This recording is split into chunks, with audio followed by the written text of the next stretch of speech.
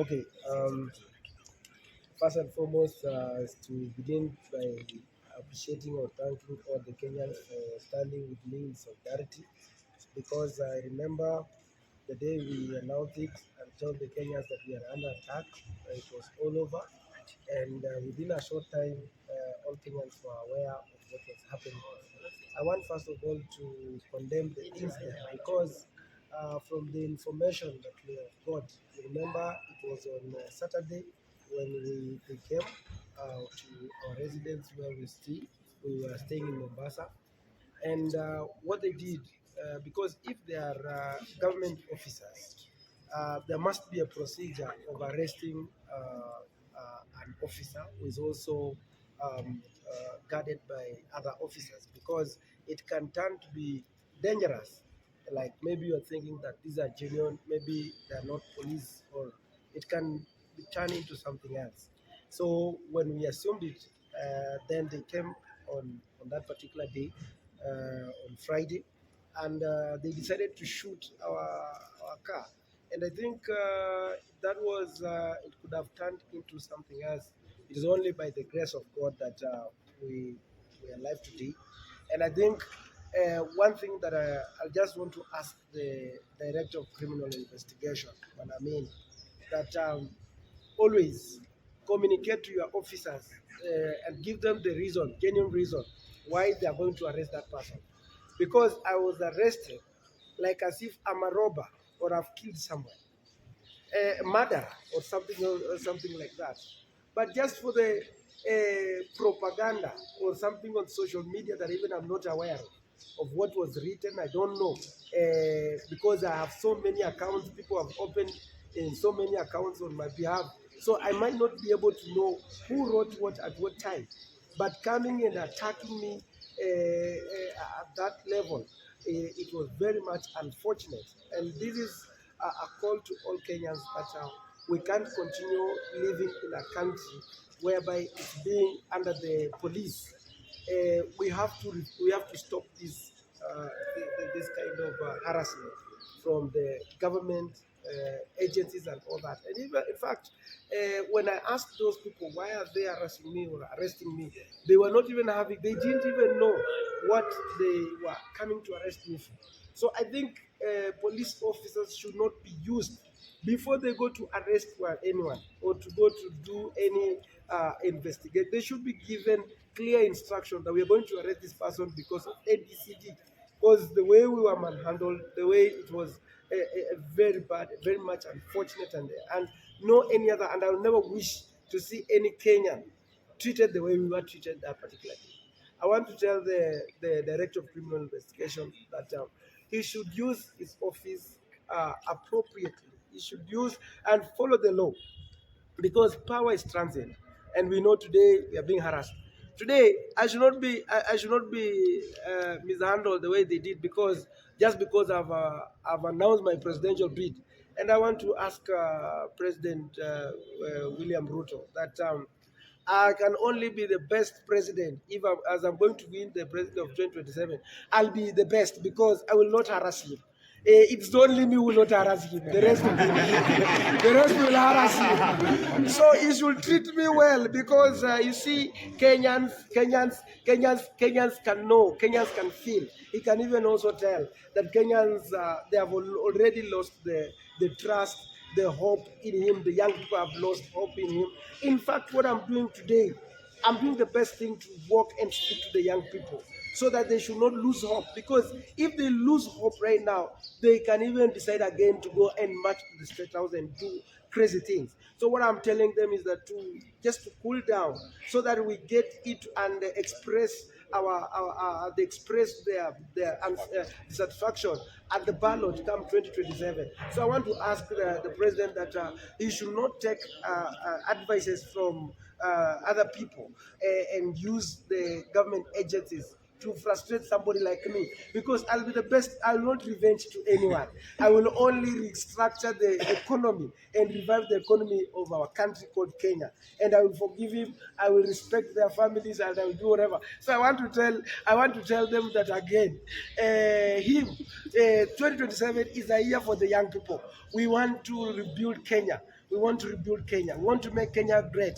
And all his age mates, like the people like now, the likes, they know themselves. I don't want to mention all of them. We want to. They should just give us the space for this country, for the young people, so that we can see, because we are in another era whereby they cannot understand the dispensation, the generational change that we are talking about. Even if we give them 10 years from now, we give them 20 years from now, they cannot understand the concept of generational change. So 2027 is a generational change. So they should treat people with a lot of, and I want to ask people who are closer to the president, they should not misadvise him.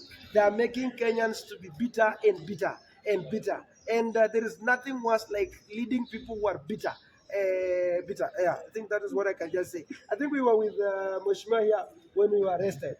Maybe you can just tell, I don't know, maybe you have a story. Good afternoon, everyone. My name is Tasila Kawiri Alekurum, a politician from Meru County and Tigania East in particular. For sure, I'm in a very big shock on why Mheshimiwa for Mumias East, Peter Salasya, the incoming president, on why he was arrested.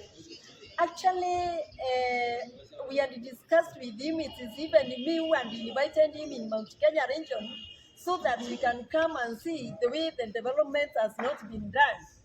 And unfortunate, when we reached in my own constituency in Tigania East, is this road from Murere up to Isiolo. All our cars, and particularly for the Mheshimiwa, the incoming president, received a puncture. We had to stay there for 1 hour before we got sorted out. So me, I'm just requesting the people who are harassing us and who do not want to see the new leadership, just to give us a space and just see what we will do when they put us into office. And with those few remarks, I'm saying thank you to all people of Tigania East, Meru County, and Kenya at large who have stood with us since Friday. And God bless you, and continue praying for us to liberate this country. Thank you. Okay. Men from the fourth estate, we are here because the Honorable Peter Salasya was abducted last week on Friday by unidentified persons purporting to be police officers. They shot at the rear tires of his car. His car came to a stop. They intercepted him and forced him into their car. They drove him to unidentified destinations before they landed at the Central Police Station on the evening of Friday. We were denied access as advocate acting on his behalf. His relatives and staff were denied access. But this morning, after pressure from all places, including the riots by the constituents of Mumias East, which riots took about 5 hours yesterday, and the headquarters called Shanda came to a standstill, the state decided to produce him before court today on what we will term as very defective and far-fetched charges. We had to reschedule plea taking because the prosecution had drafted a fundamentally defective charge sheet. When the charge sheet was brought, the Honorable Salasya was charged with hate speech. That on or about 10th of May this year, he made remarks which bordered hate speech. Of course, as counsel for the defense, we raised issues with that particular charge. Salasya has never been summoned by the National Integration and Cohesion Commission for questioning. There was no unrest, as is the case and the norm when a person is alleged to have made inflammatory statements that border hate speech. Be it as it may, the court has found it just and reasonable to release him on a cash bail of 200,000, and therefore he is a free man. And the court has ordered the state to ensure that Salasya's security is intact, he is protected, and that he is under the radar of protection of the VIPs. This is after we raised an issue on the withdrawal of the firearm from his bodyguard, and the court will make a substantive ruling on the return of the firearm on the 4th of June. As advocates for the defense, we want to call upon the state, led by the head of state, to stop using agencies that are independent to fight against constructive criticism. They should face Salasya as a man, and if they have an issue with him, they can square it out on a national debate. But using the police to abduct people, young leaders, people who have shown interest in the liberation of their country is uncalled for.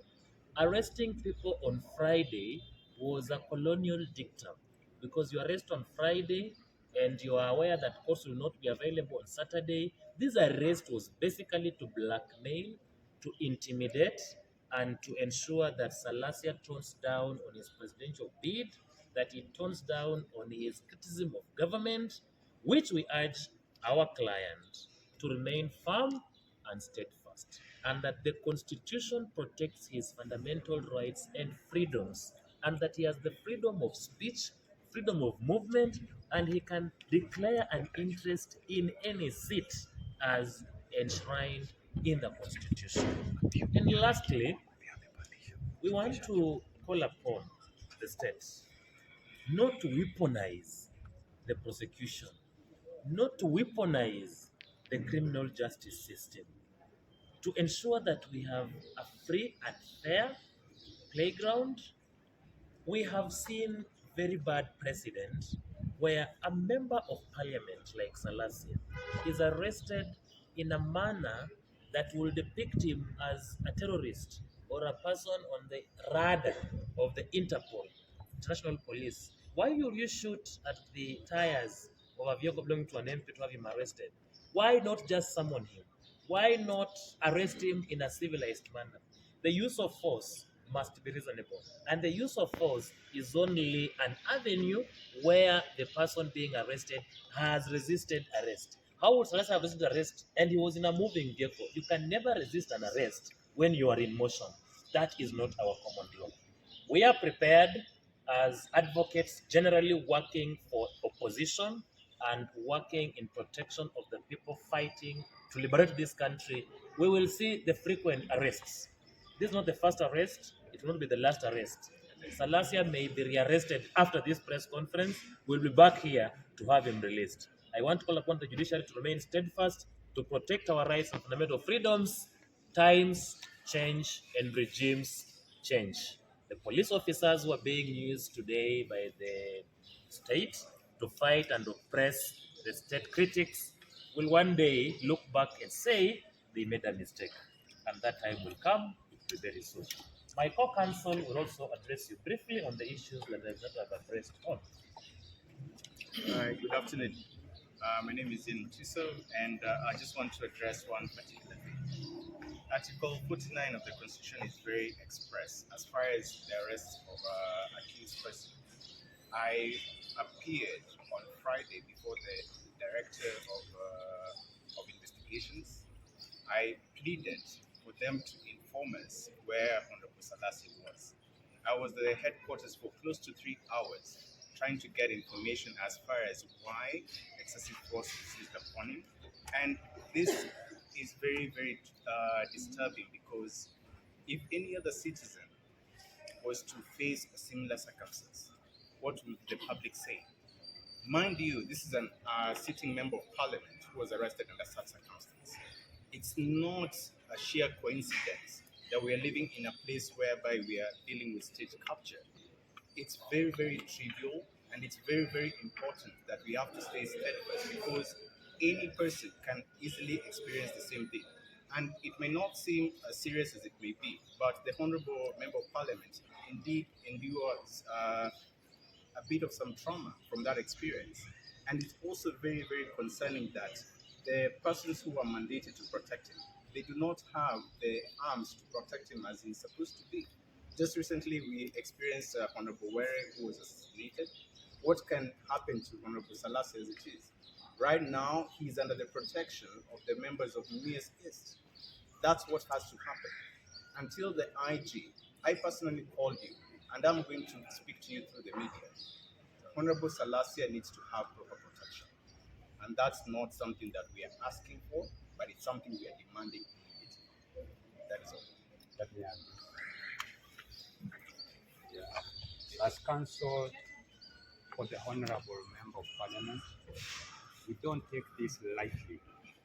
And to us, we opine that it was an assassination attempt. So we call on the Honorable Speaker of the National Assembly to move fast and ensure that the life of the Honorable Member of Lumia East is secured. Thank you so much. Okay.